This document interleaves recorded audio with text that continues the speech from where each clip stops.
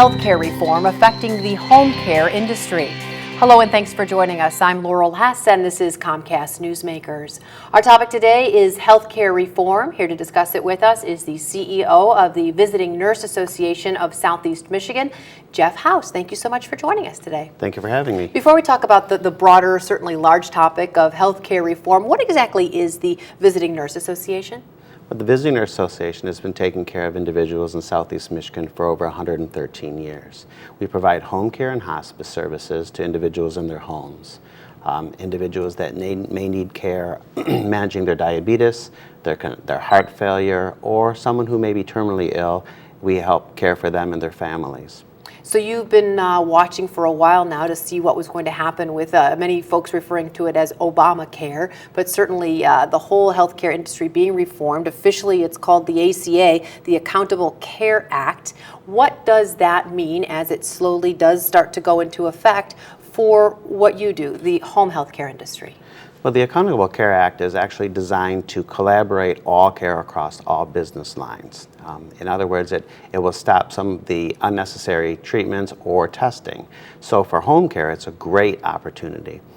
There's a bigger emphasis on preventative medicine, education, and really keeping individuals accountable for their own health care. So as we develop collaborations with hospitals, with accountable care organizations and large physician groups and payer sources, we can collaborate that care so that the patient knows what's going on, that they're not getting dual treatment. We can do medication reconciliation and really getting the individual more involved in their care, both knowledgeable, preventative medicine, maintenance medicine, and hopefully stopping the progression of their disease, keeping them healthier and independent in their home.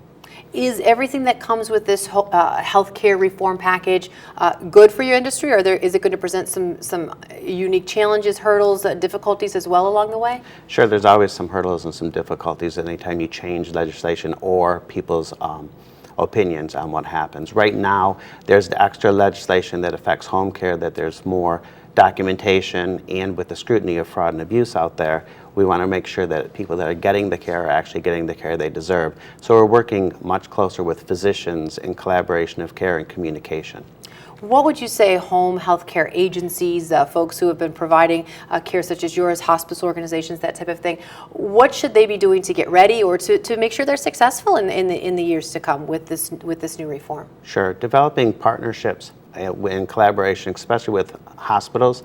Along with the Accountable Care Act, we're all being measured on our clinical outcomes, like rehospitalization, or the outcomes that patients are having. So partnering with hospitals and physician groups to make sure that we are a cohesive unit in working what's best for the patient and collaborating with their care, communicating, and customer service.